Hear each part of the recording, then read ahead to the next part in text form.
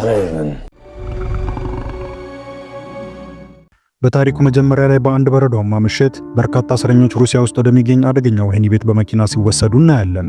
ለአፍታ ያህል ነዳጅ ማደያ አጠገብ ሲቆሙ ግን አንዱ ታራሚ ተአምራዊ በሆነ ሁኔታ ያመልጥና በረዶ ውስጥ ሩጫ ይጀምራል። ብዙም ሳይቆይ ግን ጠባቂዎቹ ይይዙታል። ለማምለጥ መሞከሩ ለተራቡ ተኩላዎች ዳርጎት ነበርና እርባና ቢስ እንደነበርም ይነግሩታል።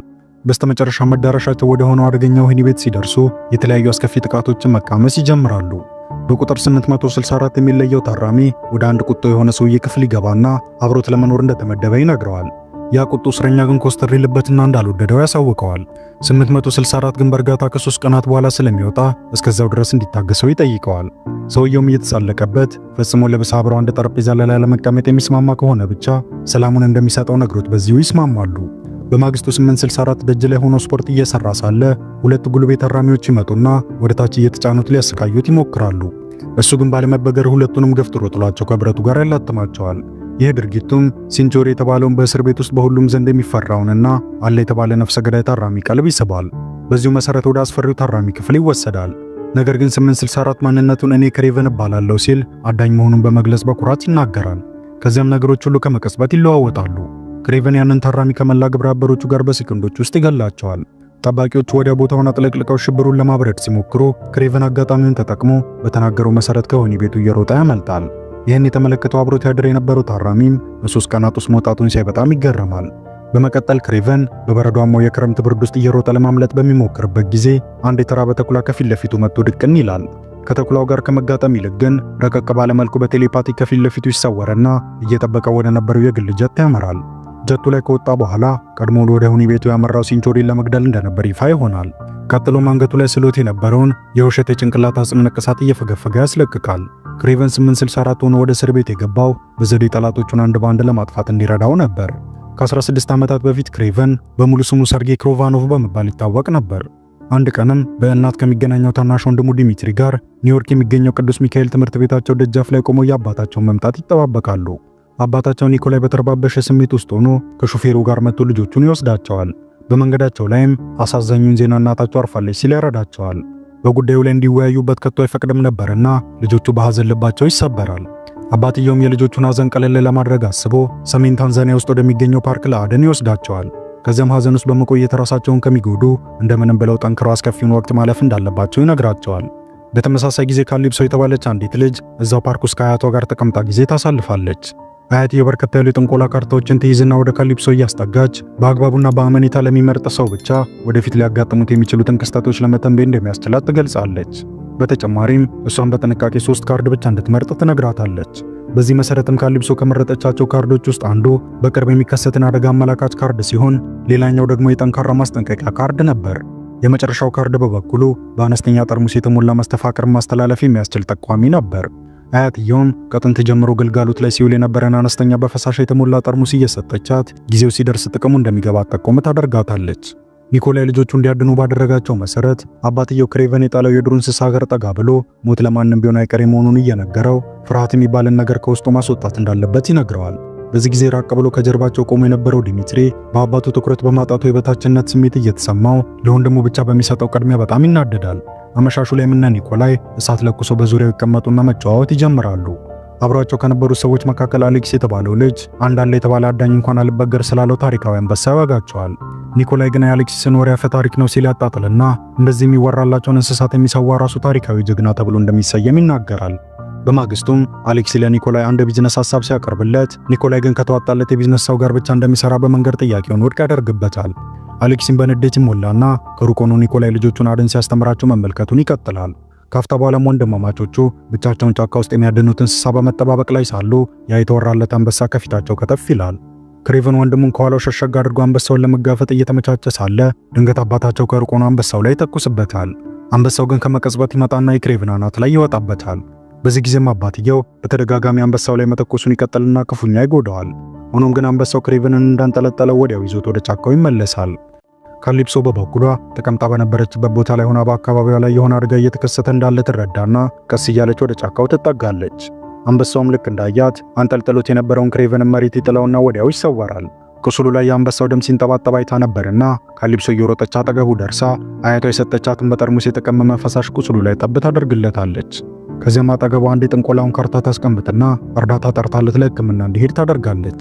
ክሬቨን ወደ ሆስፒታል ሲደርስ በተደረገለት ምርመራ መሰረት ሕይወቱ እንዳለፈ ይረጋገጥና ሐኪሞቹ ያረፈበትን ሰዓት ይናገራሉ። ነገር ግን ተአምራዊ በሆነ መልኩ ከ3 ደቂቃዎች በኋላ ክሬቨን ዳግም ነፍስ ይዘራል። ሐኪሞቹ አጠገቡ የነበረውን ለየት ያለ ካርታ እየመለሱለት ከሞት በመንቃቱ ግራ የሆነ የድንጋጤ ስሜት ይሰማቸዋል። ካፍታ በኋላም አባቱና ወንድሙ ወደ ሆስፒታል ይደርሳሉ። ነገር ግን ኒኮላይ ማንም ባልጠበቀው መልኩ ገና ከመድረሱ የልጁን ደህንነት ከመጠየቅ ይልቅ በአደን ወቅት አንበሳውን ለመግደል ለምን እንዳንገራገረ ይጠይቀዋል። ቀጠለናም ልጁ የሚያስፈልገው ማንኛውንም አይነት እርዳታ ችላ በማለት ልጄን ወደ ቤት ለመውሰድ ነው የመጣሁት ሲል ቁርጥ ያለ አቋሙን ለሐኪሙ ያሳውቃታል። ለንደን ወደሚገኘው መኖሪያ ቤታቸው ከሄዱ በኋላ ክሬቨን በርከት ያሉ ከእናቱ የተላኩለትን ደብዳቤዎች ያገኛል። በደብዳቤዎቹ ላይም እናቱ ሌላ ሀገር ሄዳ ለመኖር የተገደደችው በአባቱ ክፋት የተነሳ እንደሆነ እየጠቀሰች ምን ያህል እንደተጎዳች በግልጽ አስፍራ ነበር። ክሬቨን ይህንን ሲያነብ ልቡ በሐዘን ተውጦ ለአባቱ የነበረው ጥላቻ ይባሱኑ ይጨምራል። ከቆይታ በኋላም ክሬቨን ወደ ወንድሙ ዘንድ ሲሄድ ዲሚትሪ በቤት ውስጥ የተከሰተውን እንግዳ ስሜት ቀለል ለማድረግ አስቦ የአባታቸውን ንግግር በማስመሰል ወንድሙን ያዋራው ጀመር። ለጥቂት በሱ የተነሳ ሞቶ እንደነበር እየቀለደ ይናገራል። ቀጠለናም አባታቸው አንበሳውን ለማደን በወጡበት ጊዜ ክሬቨን ባሳየው የማንገራገር ስሜት ምን ያህል እንደተናደደ በዝርዝር ያሳውቀዋል። ኒኮላይ በበኩሉ ፍራቻ ልጁ ክሬቨን ከእናቱ የወረሰው ድክመት ነው ብሎ ያመን ስለነበር የአስተሳሰቡን ልጁን አጠገቡ አድርጎ በማጠንከር ለማሻሻል እየሰራ ነበር። ኒኮላይ ዓላማው ክሬቨንን አብሮት አድርጎ ቢዝነሱን ሊያወርሰው ነበርና ዲሚትሪ መልሶ ኒውዮርክ ወደሚገኘው ትምህርት ቤት ይወስደዋል። ክሬቨንን ለማበርታት አስቦም የገደለውን አንበሳ ጭንቅላት እንደ ስጦታ ያበረክትለታል። ልጁ ግን በንዴት በግኖ አባቱ ላይ የጮኸ አንተን ነበር መግደል የነበረብኝ ይልና ጥሎት ይወጣል። ካፍታ በኋላ ክሬቨን ክፍል ውስጥ እያለ ወንድሙ ከውጭ እየጠራው ይጠጋው ጀመር። ነገር ግን ክሬቨን ተበሳጭቶ በሩን ይዘጋበትና ትኩረቱን በመስኮቱ በኩል ወደ ነበረው ቁራ ያደርጋል። ከወትሮ በተለየ መልኩም ክሬቨን ራሱ ላይ የባህሪ ለውጥ መመልከት ይጀምራል። ቁጡና ንዴቱን መቆጣጠር እያቃተው መሆኑንም ይገነዘባል። ከዛም የሆነ ኃይል ሰውነቱን ይቆጣጠረውና ፓስፖርቱን፣ የጥንቆላ ካርታውንና በአነስተኛ ጠርሙስ ተቀምጣ የነበረችውን ፈሳሽ ነገር ይዞ አመሻሹ ላይ ለመጥፋት ይሞክራል። ከጣራው ላይ ለመዝለል ሲሞክር አንሸራቶት ወደ መሬት ቢንዘገዘግም ውስጡ በነበረው ኃይል የተነሳ ግን ምንም አይነት ጉዳት ሳይደርስበት ያርፋል። ከዛም ወንድሙ ዲሚትሪ ጋር ይሄድና ይቅርታ ጠይቆት እቅዱን በዝርዝር ይነግረዋል። እናታቸው ሩሲያ ውስጥ ከኒኮላይ እውቅና ውጭ ትመራው ወደ ነበረው ሚስጥራዊ ገዳም የመሄድን ሐሳብ ያሳውቀዋል። ወዲያውኑ መርከብ ይዝና ጉዞውን ወደ ሩሲያ ያደርጋል። ወደ መዳረሻው ከደረሰ በኋላ ግን እነዚህ አዳዲስ ልዩ ኃይሎቹ በይፋ መገለጥ ይጀምራሉ። ጆሮዎቹን ከርቀት የነበረን ድምጹን ለመስማት ይጀምራሉ። ካፍታ በኋላም በርካታ ጎሾች ከፊት ለፊቱ በሩጫ ይመጣሉ። ክሬቨን የሚያደርገው ጠፍቶ ጭንቅላቱን በፍርሃት ይዞ ጎንበስ ሲል አንድ ጎሽ ነጠል ብሎ ከፊት ለፊቱ በመቆም ከአደጋ ይጠብቀዋል። ሌሎቹ ጎሾች ምንም ሳይነኩት ሩጫቸውን ቀጥለው እንዲያልፉት ያደርግና እሱም በስተመጨረሻ ተቀላቅሎ ይሰወራል። ክሬቨን የሆነ ለየት ያለ ክስተት በላዩ ላይ እየተፈጠረ እንደሆነ እርግጠኛ ይሆናል። በስተመጨረሻም ክሬቨን እናቱ ተወደው ወደ ነበረው የተቀደሰ ስፍራ ይደርሳል። ሕፃን እያሉም ከዲሚትሪ ጋር ስማቸውን ያሰፈሩበትን ዛፍ ጭምር ያገኛል። ነገር ግን የቦታውን መበለሻሸት ሲመለከት በጣም ሐዘን ይሰማዋል። ክሬቨን አረፍ ብሎ ሳለ ግን አስከፊው አባቱ ቁጣና ድርጊት ከእናቱ አሳዛኝ ሮሮ ጋር ተደምሮ በምናቡ ይመላለስበታል። ይህ የተደበላለቀ ስሜትም ውስጡ የነበረውን የአዳኝነት ስሜት ይቀሳቅሰውና በዙሪያው የሚገኙትን እንስሳት እንዲያሳድዳቸው ያደርገዋል። ሆኖም ግን በኃይል እየሮጠና አየር ላይ የተንሳፈፈ የዱር እንስሳውን መያዝ ይሳነዋል። ከጥቂት ቆይታ በኋላም ክሬቨን ልዩ የሆነውን ከሩቅ የማየት ችሎታውን ይጠቀምና ቀንዱን ፍለጋ ጎሽ እየገደሉ የነበሩ ሰዎችን ያስተውላል። ወዲያውኑም በብርሃን ፍጥነት እየተምዘገዘገ አጠገባቸው ይደርስና አንድ በአንድ ሰዎቹን ገድሎ እቅዳቸውን ያከሽፍባቸዋል። እንስሳቶቹም ላይ ዳግመኛ ምንም አይነት ጉዳት እንዳይደርስ ለማድረግ መስራት ይጀምራል። የክሬቨን ማንነትም እስከ ወዲያኛው ድረስ በተለየ መልኩ ይቀየራል። ከዓመታት በኋላም ክሬቨን ያሳለፋቸውን ጊዜያት መለስ ብሎ ማሳለፍ ይጀምራል።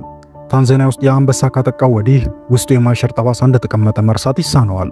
በወቅቱ በሙስና የተሞላውን የአባቱን ቢዝነስ ለመቀላቀል ፈቃደኛ አልነበረምና ከቤተሰቡ ተነጥሎ ወጥቶ ወንጀለኞችን እያደነ በመዳኘት የምስኪኖችን ሕይወት እየታደገ መኖርን ይመርጣል። ሆኖም ግን ከወንድሙ ጋር በቋሚነት መገናኘቱን አላቋረጠም ነበር። የእናታቸው የተቀደሰ ስፍራ ላይም ኑሮውን አጠናክሮ ይመሰርትና የተለያዩ ዕቃዎችንም እያካበተ መምጣት ይጀምራል። ክሬቨን የዱር አራዊትን ግድያ እንደምንም ለማስቆም ጥረቱን ቢቀጥልም አዳኞቹ ግን ጎሾችን እየገደሉ ቀንዳቸውን መውሰዳቸውን ቀጥለው ነበር። አንድ ቀንም በቡድን ለአደን የወጡትን ቡድኖች በአሳቻ ቦታ ይይዛቸውና ለምንድነው እንስሳቶቹን ለቀንዳቸው ብቻ ስትሉ የምትገድሏቸው ሲል ይጠይቃቸዋል። እነሱም እየተሳለቁ በሰጡት መልስ ክሬቨን ሰዎቹ ምን ያህል ስግብግቦች እንደሆኑ እንዲረዳ ይረዳዋል። ስለሆነም አፍታም ሳይቆይ አንድ ባንድ አሰቃቂ በሆነ ሁኔታ ሁሉንም ይገላቸዋል። አንደኛው አዳኝ ብቻ እንደምንም ብሎ በመኪናው ፈርጥጦ ያመልጣል። ነገር ግን ክሬቨን ቀደም ብሎ የመኪናውን ታርጋ በውስጡ ይመዘግባል። በመቀጠልም ያመለጠው አዳኞቹ አለቃ ለንደን የሚገኘው የአለቃው ታግላንድ ቢሮ ይገባና እቃውን በተገቢው ሰዓት ባለማድረሱ ይቅርታ ይጠይቀዋል። ሆኖም ግን እግሩ ስር የነበረውን የሚያጣበቅ ደም መሳይ ፈሳሽ ሲመለከት ሰውየው በፍርሃት ይዋጣል። አለቃው መስሎ ጀርባውን ሰጥቶ ተቀምጦ የነበረው ክሬቨንም ከነጠመንጃው ተነስቶ ሰውየውን በተለያዩ ጥያቄዎች አፋጥጠው ጀመር። ክሬቨን ኮስተር ብሎ ማወቅ የሚፈልገው ነገር በሙሉ ከጠየቀው በኋላ ያለማንገራገር ተኩሶ ይገለዋል።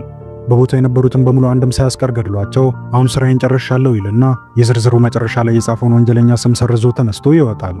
ዝናባማ በነበረው የሳማንታ ቀብር ዕለት በርካታ ሐዘንተኞች ሐዘናቸውን ለመግለጽ በቦታው ተገኝተው ነበር። ጠበቃ የሆነችው ካሊፕሶም በጣም የምትወዳት አስተማሪዋ በሴንቾሪ የተነሳ በአሰቃቂ ሁኔታ መገደሏን ሐዘን በተሞላ አንደበት ለታዳሚው አስታውሳ ለሟች የነበራትን ከልብ የመነጨ ክብርና ፍቅር ጮክ ብላ ትናገራለች። ከሐዘንተኞቹ መሃልም ታዲያ ክሬቨን በርቀት ሆኖ እያንዳንዷን የካሊፕሶን ንግግር ያዳምጣል። ከፕሮግራሙ ማለቅ በኋላ ጠጋ ብሎ ሊያዋራት ሲሞክር እሷ ግን ሳታስታውሰው ትቀራለች። ወዲያው ግን በእጁ ይዞት የነበረውን የአያቷን የጠንቆላ ካርታ ስትመለከት ልጅ እያለች ታንዛኒያ ውስጥ ያዳነችው ሰው እንደሆነ ይታወሳታል። እሱም ንግግሩን በመጀመር ከዛ ቀን ጀምሮ በድብቅ ሲከታተላት እንደቆየና ለአያቷም ቢሆን ሴንቾሪን በመግደል ተገቢውን በቀል እንደፈጸመ ይነግራታል። ካሊፕሶ ብትደነግጥም በሌላ በኩል ግን ውስጧ እረፍት ይሰማዋል። ግድያው እውነት መሆኑንም ቤቷ ገብታ ዜና በማየት ታረጋግጣለች። በማግስቱም ተቀጣጥረው ይገናኙና ካሊፕሶ ኮስተር ብላ ሕጋዊ ባልሆነ መልኩ እየዞረ ለምን ወንጀለኞችን እንደሚገድል ትጠይቀዋለች። እሱም ኮስተር ብሎ ከዓመታት በፊት ሕይወቱን ስላተረፈችለት ምስጋናውን መግለጫ ብቸኛ መንገዱ ያ እንደነበር ይመልስላታል። በመቀጠልም ካሊፕሶ በሴንቾሪ ሞት በውስጧ የተሰማትን ደስ የሚል የረፍት ስሜት ለክሬቨን ታሳውቀዋለች። በርካታ ነገሮችን መወያየት ሲቀጥሉ ካሊፕሶ በስተመጨረሻ አዳኙ በመባል የሚታወቀው ሰው ክሬቨን ራሱ እንደሆነ ይገባታል። እሱም ወደፊት ለመግደል ያሰባቸውን በርካታ የወንጀለኞች ስም ዝርዝር ይነግራትና እየተባበሩ ለዓላማቸው እንዲሰሩ ሐሳብ ያቀርብላታል። ካሊፕሶ ጠንቀቅ ብላ የሆነ ቦታ ላይ መገናኘታቸው እንደማይቀር ገምታ በደንብ እንደምታስብበት ትነግረዋለች። በሌላ በኩል አሌክሲ ቤት ውስጥ ከታማኙ ውሻው ራጅ ጋር እየተዘዋወረ እየተጨዋወተ ሳለ ረዳቱ ይመጣና የሴንቾሪን መገደል በቴሌቪዥን እንደሰማ ይነግረዋል። አሌክሲ ያሾፈ የትኛው አዳኝ እንደገደለው ሲጠይቅ ይቆይና ወዲያው ግን መለስ ብሎ ምናልባትም ቀጣይ ተረኛ እሱ ሊሆን እንደሚችል ሲታሰበው በፍርሃት ይዋጣል። በመቀጠልም አሌክሲ በቀላሉ ላለመገኘት ወስኖ የሴንቾሪ ቡድኖች ጋር ይሄድና ታማኝነታቸውን ለራሱ ማድረግ ይችል እንደሆነ ለመጠየቅ ይወስናል። የሩሲያ ጉልቤዎቹ ግን በንግግር እየተሳለቁ አሹፈውበት ራይኖ የሚል አስቂኝ ቅጽል ስም ያወጡለታል። አሌክሲ በጣም ቢበሳጭም ተስፋ ባለመቁረጥ ግን ጥንካሬውን ለማሳየት መዘገጃጀት ይጀምራል። በዚህ ጊዜም አንደኛው ጉልቤ ከመቀስበት ይተኩስና መሬት ላይ ይጥለዋል። በዚህ ጊዜም አሌክሲ ለራሱም ተአምራዊ በሆነ መልኩ ብድግ ይልና ጥይቶቹን አንድ በአንድ እንደ ድንጋይ ከደረቀ ሰውነት ውስጥ ማውጣት ይጀምራል።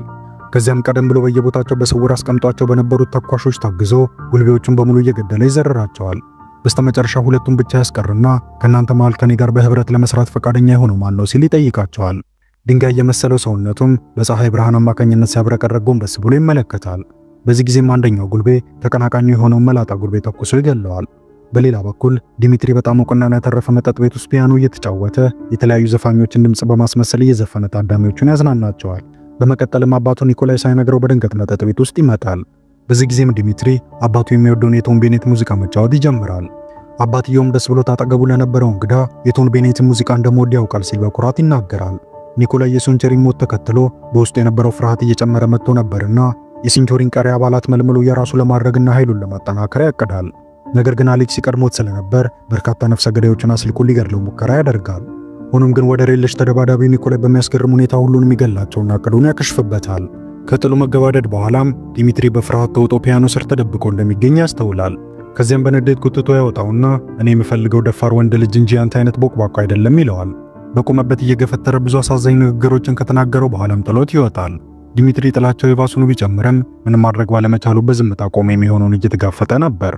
ራይኖ ኒኮላይን ለመግደል ያደረገው ሙከራ በመክሸፉ ተበሳጭቶ ጠንከር ባለ እቅድ ለመመለስ ይወስናል። በመቀጠልም አንድ ከስሩ የሚሰራ ልጅ ይጠጋውና እውነተኛው የክሬቨን ማንነት ሰርጌይ ክሮቫኖቭ እንደሆነ የሚገልጽ ወሳኝ መረጃ የያዘ ፍላሽ ይሰጠዋል። በዚህ ጊዜ ራይኖ ተደስቶ ያንን መረጃ ተጠቅሞ ጠላቱን በድጋሚ ሊበቀል ይወስናል። ስለሆነም አንድ የሌላ ሀገር ዜጋ የሆነ ስሙ ገናና የሆነና በብዙዎች ዘንድ የማይታወቅ ነፍሰ ገዳይ ይቀጥርና ክሬቨንን እንዲያድነው ያደርጋል። ይህ አዳኝም አደኑም በአንድ ወቅት ክሬቨን የነበረበት ወህኒ ቤት ሄዶ ይጀምራል።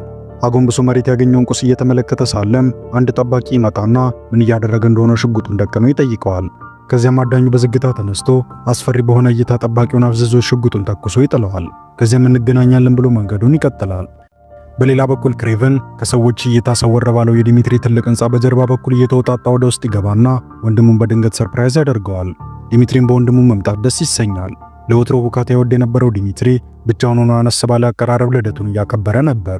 ካፍታ በኋላም ወንድሙ ክሬቨን አለባበሱን ወደሚያምር ሱፍ መቀየር እንዳለበት ነግሮት አንድ ሱፍ አውጥቶ እንዲለብስ ያደርገዋል። ወንድማማቾቹ እየተሳሳቁ ጥሩ ጊዜ ካሳለፉ በኋላ እራት ለመብላት ወደ አንድ ሬስቶራንት ያመራሉ። ሬስቶራንት ውስጥ እየገቡ ሳሉ ግን ክሬቨን ባጠገቡ እያለፈ የነበረ አንድ ሰውዬ ላይ ለየት ያለ ሴት ሽቶ በማሽተቱ ወደ ኋላ ቀረት ይልና ዞሮ ዞሮ ማወቁ አይቀርም በማለት በላዩ ላይ ስላሸተተው የሌላ ሴት ሽቶ ጠቆም አድርጓቸው ይሄዳል። ከሰውየው ጋር አብራ የነበረችው ልጅም ተበሳጭታ በጥፊ ትለዋለች። በመቀጠልም ወንድማማቾቹ እየበሉና እየተጫወቱ ማምሻታቸውን ይቀጥላሉ። ዲሚትሪ ስሜታዊ ሆነና በአባቱ እየደረሰበት ስለነበረው አስከፊ ጭቆና ዝርዝር አድርጎ ለወንድሙ ይነግረዋል። ክሬቨንም በጥሞና ከሰማው በኋላ አንተ ለሱ ስትል ለምንድነው ያልሆንከውን ሰው ለመሆን የምትሞክረው ይለዋል። ዲሚትሪን በመናደድ እንዲያከብረኝ ስለምፈልግ ነው በማለት ይናገራል። በዚህ ጊዜም ክሬቨን ወንድሙ ራሱን ሲሆን ብቻ ጠንካራ እየሆነ እንደሚመጣ በደንብ አድርጎ ይመክረዋል። ዲሚትሪን በወንድሙ ምክር በጣም ደስ ይሰኛል። ከጥቂት ቆይታ በኋላ ኒኮላይ ሳይጠራ አንድ ወይን ይዞ የልደት ፕሮግራሙ ላይ ይቀላቀላል። ሶስቱም ተቀምጠው ወይናቸውን እየጠጡና እየተያዩ መጫወት ይጀምራሉ። ምንም እንኳን በመሃላቸው የነበረው ዋነኛው የጥላቸው መንስኤ እንደነበረ ቢሆንም ኒኮላይ ተረጋግቶ አብራቸው መጠጣቱን ይቀጥላል።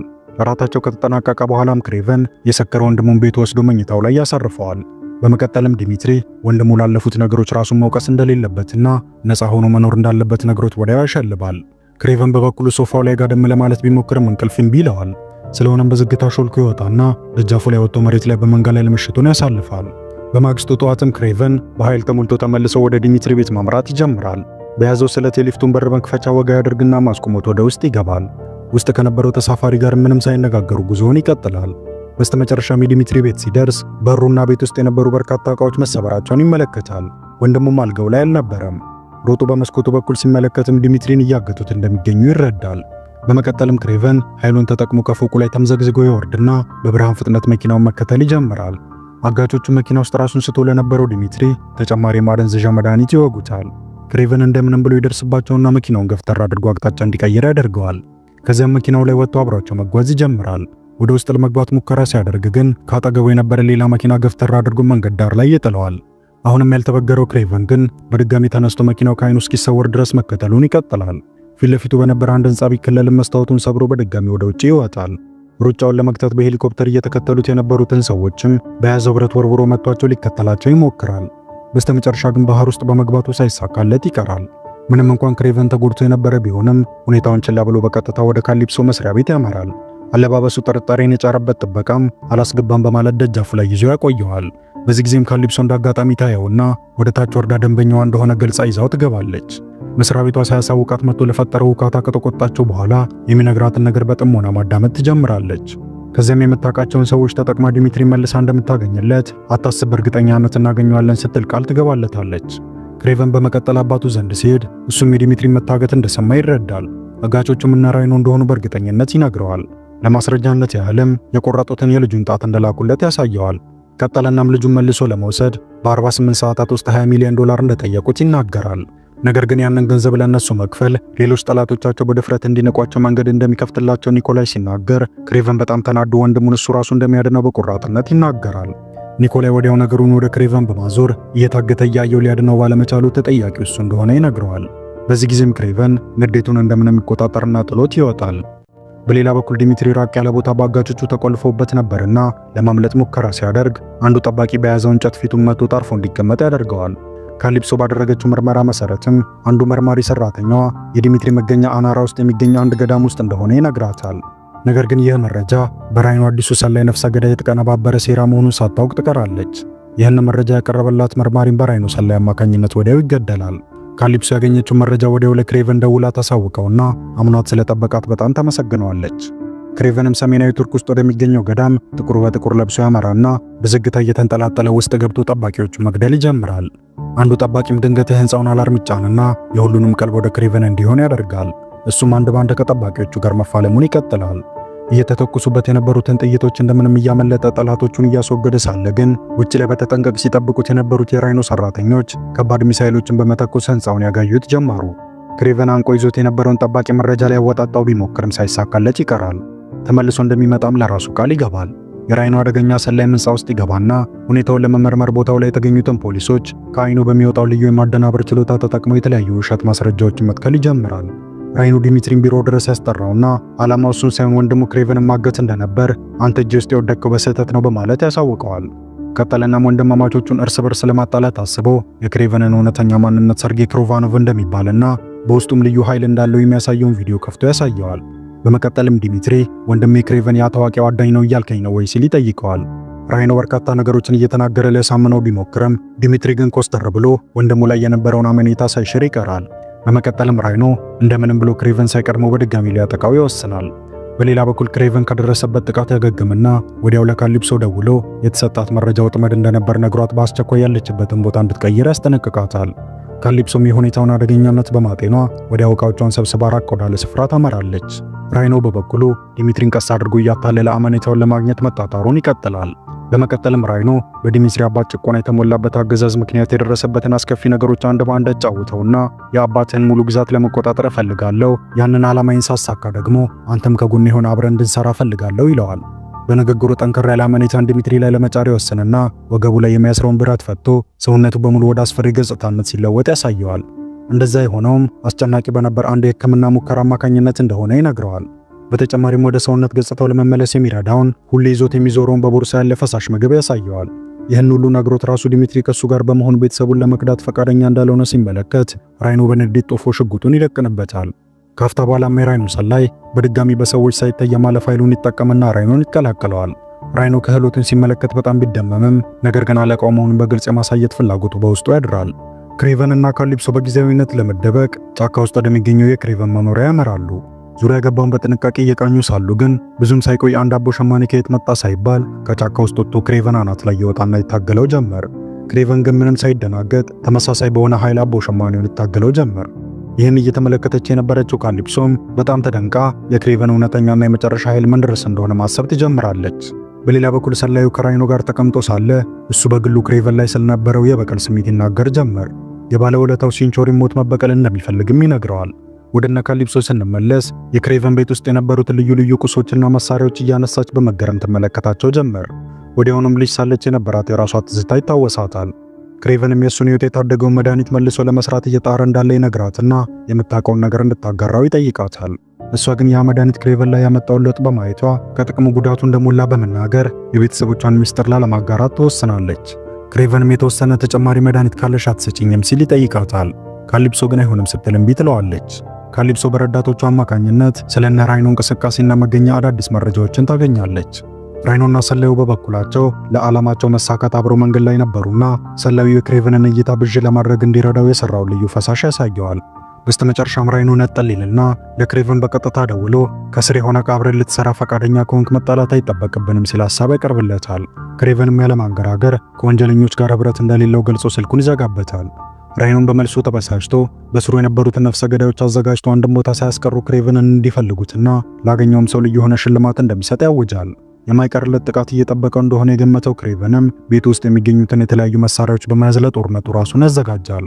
ጫካ ውስጥም በርካታ ወጥመዶችን በብልሃት ያስቀምጣል። የራይኖ ሰዎች ቦታው ላይ ሲደርሱ ክሬቨን በጠበቀው መልኩ ወጥመድ ውስጥ ይገባሉ። የዱር እንስሳቱ ጭምር እየመጡ እያጠቋቸው ነበርና ክሬቨን በቀላሉ ይሰዋቸው ጀመር። ዲሚትሪ በበኩሉ ያንን ግርግር ተጠቅሞ ለመጥፋት ሩጫ ይጀምራል። ራይኖ አሽከሮቹ በሙሉ ስራቸውን በአግባቡ መከወን እንደተሳናቸው ሲመለከት ወደ ቀጣዩ እቅዱ ያመራና የተደበቀው ክሬቨን ላይ በሄሊኮፕተር ቦምብ እንዲለቀቅበት ያደርጋል። ክሬቨን ወዲያውኑ እየሮጠ ከፍንዳታው ለማምለጥ ይሞክራል። ሰላዩም አጋጣሚውን ተጠቅሞ ድምፅ አልባ ቀስት ይሰነዝርና ክሬቨንን ግራ ያጋባዋል። ቀስት ውስጥ የነበረው ኬሚካልም አፍታም ሳይቆይ መስራት በመጀመሩ ክሬቨን በጣም ይፈራቸው የነበሩ ሸረሪቶች ፊት ለፊቱ መጥተው እላዩ ላይ ሊወጡ ሲሉ አይነት እይታ ይታየው ጀመር። በፍርሃት ተውጦ ለመሸሽ በማሰብም መሬት ወድቆ ወደ ኋላ ማፈግፈግ ይጀምራል። ሰላዩ በበኩሉ እቅዱን ይበልጥ ያጠነክርና በያዘው ሽጉጥ ውስጥ ያስቀመጠውን የተቀመመ መድኃኒት እየተኮሰበት ይባስ ግራ ያጋባዋል። ልክ ክሬቨን መሬት ሲወድቅም ሰላዩ ያሸነፈ ይመስለዋል። በተጨማሪም ለአለቆቹ ክሬቨንን ይዞ ለመሄድ በመቻሉ በውስጡ ደስታ ይሰማዋል። ክሬቨን ግን እንደዛም ሆኖ ተነስቶ መደባደቡን ይቀጥላል። ሆኖም ግን ሰላዩ በድጋሚ በቦክስ መጥቶት መሬት ላይ ይጥለዋል። በጣም በቀላሉ እንዳሸነፈው ሲያይም በራሱ ይደመምና ድሉን ለማጣጣም ምንም እንዳልቀረው እርግጠኛ የሆነ ሳለ ግን ከሩቅ የተወረወረ ቀስት ዓይን ውስጥ በማረፉ በተራው መሬት ላይ ይወድቃል። ነገሩን ከሩቅ ሆና ስትከታተል የነበረችው ካሊፕሶን በስተመጨረሻም ሰላዩን ትጥለውና እየሮጠች ወደ ክሬቨን ተጠግታ ዳግም ነፍሱን ለማዳን ስትል የለኝም ብለው የነበረውን ያንን ልዩ መድኃኒት ታጠጣዋለች። ክሬቨን አፍታም ሳይቆይ ባስ ኃይለኛ ሆኖ በድጋሚ ይነቃል። ቀስ በቀስ ወደ ሙሉ ሰውነቱ ሲነቃም ካጠገብ ሆና ትጠብቀዋለች። ራይኖ በበኩሉ የክሬቨንን ዳግም መንቃት አላወቀም ነበርና ቀንደኛ ጠላቱ መሞቱን በማወቁ ደስታ ይሰማዋል። ድሉን መኪና ውስጥ ሆኖ እያጣጣመ ሳለም ረዳቱ ዲሚትሪን በድጋሚ ይዞለት ይመጣል። ስለሆነም ቀጣዩ ኢላማውን ኒኮላይን አድርጎ ለዛም ጥሩ መያዣ እንዲሆነው ዲሚትሪን መኪናው ላይ ጭኖ ጉዞ ይጀምራል። ርቀው ከመሄዳቸው በፊት ግን በርካታ ጎሾች ከመቅጽበት ከኋላቸው መምጣት ይጀምራሉ። በዚህ ጊዜም ራይኖ ራሳቸውን ከአደጋ መጠበቂያ መንገዶችን እንዲያዘጋጁ ለረዳቶቹ ይነግራቸዋል። ጎሾቹም በፍጥነት ወደ መኪናዎቹ ሲሮጡ መሬቱ በኃይል መንቀጥቀጥ ይጀምራል። ይህን ችሎታቸውን ለመጠቀም የወሰነው ክሬቨንም ከጎሾቹ መሃል በመሆን በአዲሱ ኃይሉ ታግዞ እየሮጠ መገስገሱን ይቀጥላል። ጎሾቹ መኪናዎቹን ወረው ወዲያና ወዲህ እያረጉ መንገዳቸውን ያስቷቸው ጀመሩ። ወዲያውኑ ራይኖ ወደ አውራሪስነት ይቀየርና ከክሬቨን ጋር መጋጠም ይጀምራል። አስጨናቂ በሆነ ሁኔታ ሁለቱም በኃይል እየተገፋፉ ፍልሚያውን ይቀጥላሉ። አውራሪሱ ከክሬቨን ይልቅ ረጅምና ግዙፍ ስለነበር ያን የበላይነቱን ተጠቅሞ አንጠልጥሎ ይይዘዋል። ክሬቨንን በብልሃት የተቀናቃኙን ገጽታ ሲያጠና አንዱ ጎን ላይ ስስ ጎን እንዳለ ያስተውላል። ወዲያውኑም እዛ ቦታ ላይ በስለት ይወጋዋል። በዚህ ጊዜም ራይኖ መቆም ተስኖት እየጮኸ መሬት ላይ ይወድቃል። ራይኖ የሞት አፋፍ ላይ ያለ ሁሉም ነገር በኒኮላይ እየተቀነባበረ እንደሆነ ይናገራል። በተጨማሪም ክሬቨንን አንተን መቼም ባላገኘ ደስ ይለኝ ነበር ይለዋል። ቀጠለናም ክሬቨን ወይኔ ቤት ውስጥ እያለ የተንጠላጠለ ሰውኛ ባልሆነ ኃይል ያሳያቸው የነበሩትን ድርጊቶች ቀርጾ ለእይታ ያወጣው ኒኮላይ ራሱ እንደሆነ በስተመጨረሻም ይነግረዋል። ውስጡ በንዴት ተሞልቶ የነበረው ዲሚትሪ በበኩሉ እያጣጣረ የነበረውን ራይኖ ለመግደል ሽጉጥ ይዞ ብቅ ሲል ክሬቨን ወንድሙን ከማይወጣው ሐዘን ለመታደግ ሲል ያስጥለዋል። በስተመጨረሻም ራይኖ ይሞታል። በመቀጠልም ክሬቨን የዛ ሁሉ ጉድ ጠንሳሽ የሆነው አባቱን መላላ ማለት ወደ ሩሲያ ያቀናል። ክሬቨንና ኒኮላይ በስተመጨረሻ አንድ ጫካ ውስጥ ይገናኛሉ። ውስጣቸው ለዓመታት የቆየን ጥላቻ አቅፎ የነበረ ቢሆንም በእርጋታ ተቀምጠው መወያየት ይጀምራሉ። ኒኮላይ አንዳችም የጥፋተኝነት ስሜት ሳይሰማው ራይኖን ለመግደል በዛው የክሬቨንን ልዩ ኃይል መጠቀም ግድ እንደሆነበት ይናገራል። የክሬቨንን ኃይል በማጠናከር ለከባድ ችግሮች ሊያዘጋጁ አቅዶ ያቀነባበረው ነገር በመሆኑ አንዳችም ቁጭት እንደማይሰማው በኩራት ይናገራል። በአባቱ ሴራ ውስጥ የተቃጠለው ክሬቨንም ምን አይነት ጨካኝ ሰው እንደሆነ በግልጽ ይረዳል። ከመበቀል ይልቅም በሚገርም መልኩ ልክ ሊያስገባው ይወስናል። የኒኮላይ ጠመንጃ ውስጥ የነበረውን ጥይት በሙሉ ቀድሞ ወጥቶት ነበርና ጫካ ውስጥ ባዶ ጠመንጃ ሲይዙት ብቻውን ጥሎት ይሄዳል። አፍታም ሳይቆይ ታዲያ አንድ ግዙፍ ድብ ይመጣና ኒኮላይ ላይ ይወጣበታል። በዚያ መልኩም የመጨረሻውን የህይወት እስትንፋሱን ያጣጥማል። ከአንድ ዓመት በኋላ ዲሚትሪ እንግሊዝ ውስጥ የሚገኘው ናይት ክለብ ውስጥ ሆኖ እንደተለመደው ደንበኞቹን እየዘፈነ ማዝናናቱን ይቀጥላል። የልደቱ ቀንም ክሬቨን ክለቡ ድረስ ይመጣና እንደ በፊታቸው እየበሉና እየጠጡ ያሳልፋሉ። ዲሚትሪ በወሬያቸው መሃል ግን ህይወቱን ስለቀየረለት አንድ ዶክተር ያጫውተዋል። ከጥቂት ቆይታ በኋላ የሚሆኑ ሰዎች ዲሚትሪ አጠገብ መጥተው ሚስጥራዊ የሆነ ነገር በጆሮ ሹክ ሲሉት ወንድሙ ከምን አይነት ሰዎች ጋር እንደገጠመ ግራ ይገባዋል። ወንድሙ ከምን አይነት ሰዎች ጋር እንደገጠመ ግራ የተጋባው ክሬቨን ዝም ብሎ ሁኔታውን መመልከቱን ይቀጥላል። ከመቀጽበትም ዲሚትሪ ወንድሙ ልክ እንደ አባታቸው ግብዝ እንደሆነ በመንገድ ይኮንነው ጀመር። ለሰዎች እየተበቀለ በማስመሰል የሚፈጽማቸው ግድያዎች በሙሉ የራሱን ውስጣዊ ስሜት ለማርካት ሲል የሚያደርጋቸው ነገሮች እንደሆኑም ይነግረዋል። ከዛም ተበሳጭቶ ወጥቶ መሄድ ይጀምራል። ክሬቨን ግራ ተጋብቶ ሲከተሉ የወንድሙን ያልተጠበቀ ገጽታ ይመለከታል። ዲሚትሪ ዞር ሲል ልክ የወንድሙ ክሬቨንን ፊት ይዞ ነበርና ቀደም ሲል የነገረው ዶክተር ቀድሞውን የነበረውን የእስስት ባህሪውን ከበፊቱ በላቀ ሁኔታ አግዝፎ ኃይል እንደቸረው ይነግረዋል። በመቀጠልም ዲሚትሪ የተለያዩ የፊት ገጽታዎችን እየቀያየረ በመላበስ ያሳየዋል። ፊቱን ብቻ ሳይሆን ሁሉ ነገሩን መቀየሩን ግልጽ አድርጎ ካሳየው በኋላም ጨለማዊ ማንነቱን በስተመጨረሻ ማምኖ በመቀበሉ የአባታቸውን ቢዝነስ ሙሉ በሙሉ ተረክቦ ሊቀጥለው እንደሆነ ነግሮት ይሄዳል። ክሬቨን በወንድሙ ድንገተኛ ለውጥ በጣም ቢደነግጥም ዲሚትሪ እያቀደ ከነበረው አደጋ ግን የሚያስፈልገውን ነገር ሁሉ አድርጎ ሊያስቆመው ለራሱ ቃል ይገባል። ቀጥሎም ክሬቨን አባቱ የተወለትን ደብዳቤ አውጥቶ ማንበብ ይጀምራል። ቀለል ባለ ነገር ግን ኃይለኛ በሆኑ ቃላት ስሜቱን አስፈሮለት ነበር። ክሬቨን ምንም እንኳን ከአባቱ ጋር ሻካራ የሆነ ግንኙነት የነበረው ቢሆንም ሁለቱም ግን አደገኛ አዳኞች እንደነበሩ መካድ በሚከብድ መልኩ ይገለጥለታል። ከዚያ በኋላም ክሬቨን ረጋ ብሎ ተቀምጦ ከልጅነቱ ጀምሮ የመጣበትን መንገድ በምናቡ መቃኘት ይጀምራል። ያኔ ካጠቃው አንበሳ ቆዳ የተሰራውን የኃይልና ጀግንነት አመላካች የሆነውን ያንን ሳድርያ አውጥቶ ይለብስና አባቱ ይለው እንደነበረው ማንነቱን አምኖ ተቀብሎ ጀግና አዳኝ ሆኖ ለመቀጠልም ይወስናል። ፊልሙም እዚህ ጋር ይፈጸማል። ከዚህ ቀጥሎ በምስሉ ላይ የምትመለከቱትን ምርጥ ፊልም ተጋበዙልኝ። እንደዚህ አይነት ጸዴ ፊልሞች ሲለቀቁ እንዲደርሷችሁ ቪዲዮውን ላይክ፣ ቻናሉን ደግሞ ሰብስክራይብ በማድረግ የደወል ምልክቷን ማብራት እንዳይረሳ።